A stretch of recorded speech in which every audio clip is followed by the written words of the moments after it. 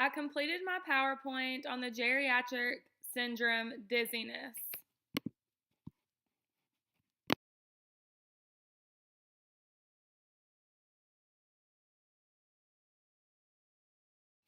Dizziness. Dizziness is described from the patient as a disturbance in the patient's sense to space with a sensation of unsteadiness and a feeling of movement within the head.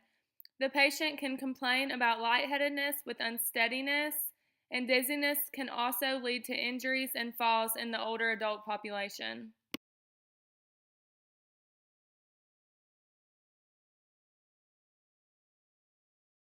Statistics. Dizziness is a common complaint in older adults. In the older adult population, age 65 and older, 30% experience dizziness, whereas older adults greater than 85-year-old experience 50% of dizziness. Occurs more frequently in women. There can be many different causes, including medications and changes in the body systems in the older adults, including neurological and cardiac. This is significant to the nursing profession as we want to prevent falls and injuries in the older adult population.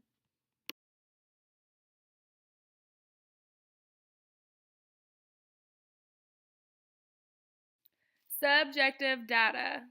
The patient's allergies are penicillin, which gives the patient a skin rash, sulfa drugs, which also gives the patient a skin rash, environmental allergies, and the patient denies any food intolerances.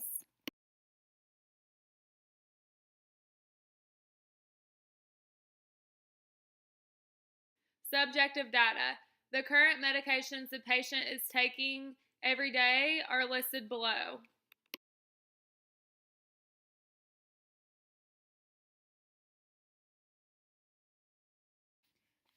Subjective data. Patient is up to date on all immunizations. She's received her MMR, Tdap, pneumonia 12, pneumonia 23, meningococcal, and her influenza this year. Health maintenance and disease prevention. Patient had a colonoscopy in 1999 with no abnormal findings. She has no interest in having another colonoscopy. Her last mammogram was in 2004 with no abnormal findings, and she does self-breast exams occasionally and states she has not found anything abnormal. To rule out osteoporosis, patient had a DEXA scan in 2003 with no abnormal findings. The patient is screened for depression yearly, and her last screening was on October 2nd, 2018, with no signs of depression. The patient has yearly dermatology appointments with no abnormal findings in the past. Her next appointment is in January. The patient has no history of known exposure to tuberculosis.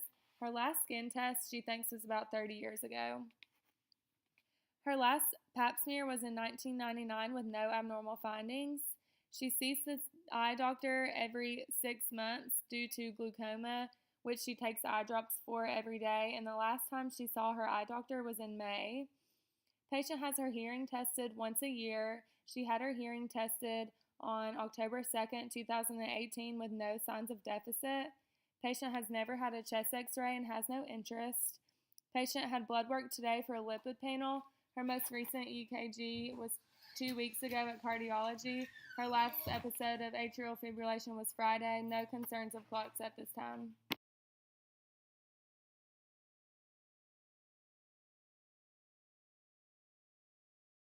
Subjective data. Past medical history. Essential hypertension, GERD, glaucoma, hypothyroidism, atrial fibrillation, presence of cardiac pacemaker, hyperlipidemia, allergic rhinitis, postmenopausal disorder.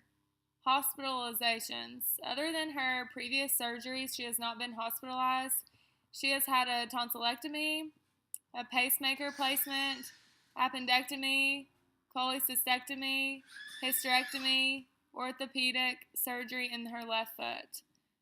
Patient lives in Corrington, Tennessee in a condo by herself. She states she feels safe where she lives and walks around the neighborhood on a daily basis when it is nice outside. Her daughter lives close to her in case she needs anything. Patient presentment. She states her health is good other than becoming very dizzy recently. She is very pleasant when she comes into the office.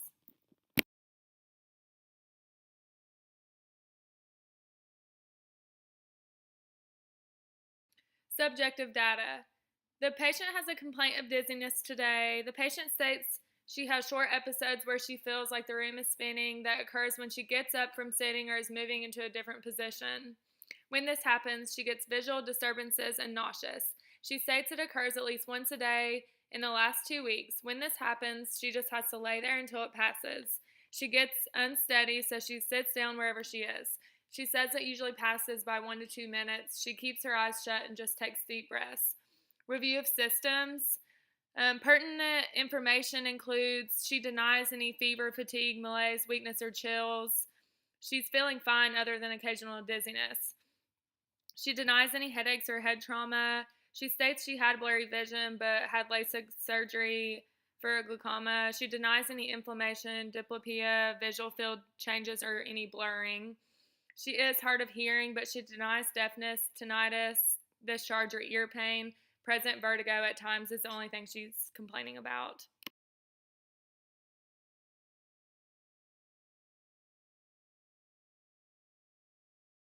Respiratory, the patient denies any recent upper respiratory infections.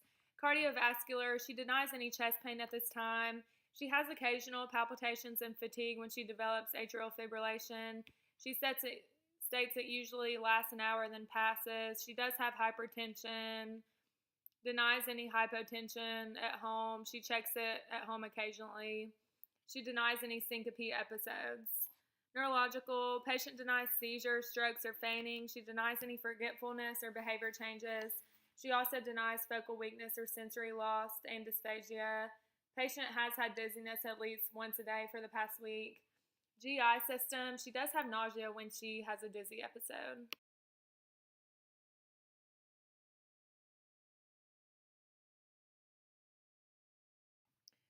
Objective data, vital signs listed, physical assessment findings, general, awake and alert and oriented, not ill appearing, and no signs of distress.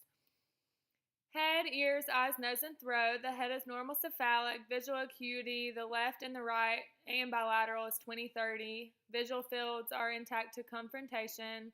Perla, conjunctiva, clear, sclera white. Red light reflex, visualized bilaterally.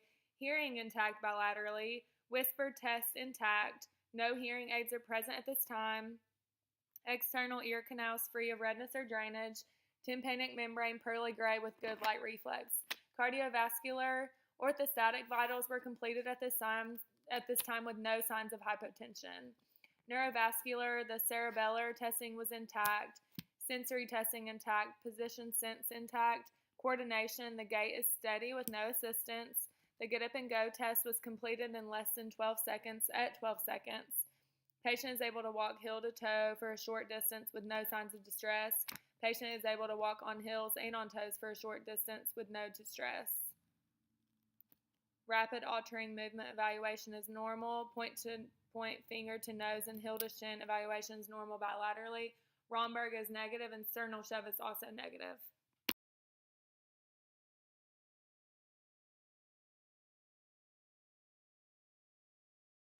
Objective data. Psych, the depression scale was completed at this visit, which was a level 2, so not suggestive of depression. Musculoskeletal, all cranial nerves were intact. Special diagnostic screening. The patient took 20 to 30 breaths for 2 to 3 minutes. Patient did not complain of dizziness. Hall-Pike maneuver. Patient did have nystagmus. The test of skew, no eye movement during cover and uncover test.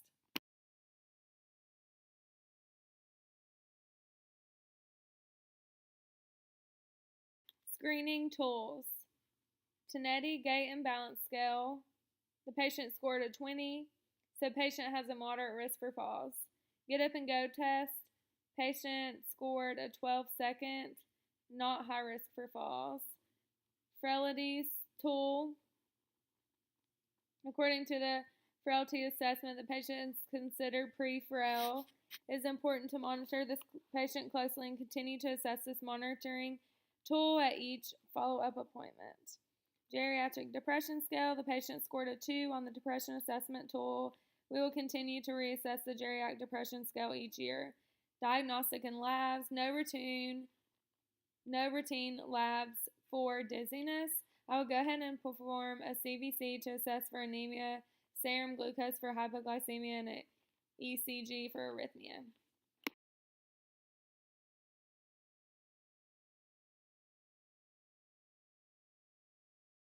The plan. The treatment is going to be the Apley maneuver. This procedure helps reposition crystals in a person's ear that may cause feelings of dizziness. This procedure was performed in the office and the patient was told to follow up in 2 weeks. Differential diagnosis is Meniere's disease. The patient's vertigo does not last 20 minutes, so we ruled this out. Postural hypotension. The patient had orthostatic blood pressures in the office. Patient is to check blood pressures at home and bring log to next appointment. No signs of postural hypotension due to orthostatics. Benign positional vertigo. The Dix Hall test was positive for nystagmus. So this is what we are diagnosing the patient with. Hypoglycemia, the fasting blood sugar was checked in the office and was 100, which anything less than 126 is okay. Final diagnosis, benign positional vertigo. This was chosen due to the patient having recurrent episodes of vertigo that last 1 minute or less. The patient states her episodes are with movements like getting up and down from a chair or out of bed. She does not have any hearing loss or other neurological symptoms. Dix Hallpike maneuver was performed on patient and patient presented with nystagmus. Challenges. Benign positional vertigo in older adults can cause falls and the fear of falling. According to UpToDate, a single Apley maneuver was effective in 85% of patients, with only 2% needing a second or third treatment. Medication is not helpful with this diagnosis. It can also take weeks to go away, which can be stressful for the patient with a possible chance of reoccurring.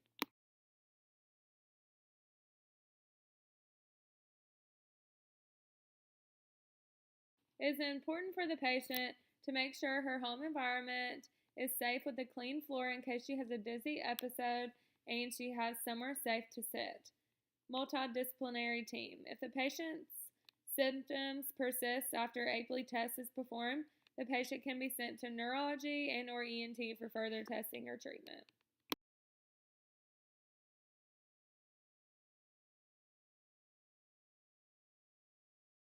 Patient is comfortable with the plan of care. She is still living on her own, so she is at risk for falls related to the dizziness. Patient denied any socioeconomic or cultural issues. There were no ethical or legal issues related to this condition.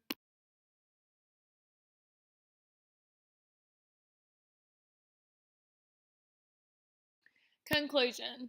I learned many important facts about benign positional vertigo. I find it very interesting how to perform the Apley maneuvers and how important it is to know how to perform this as a future healthcare provider. I now know how to take care and diagnose a patient with benign positional vertigo with pertinent education.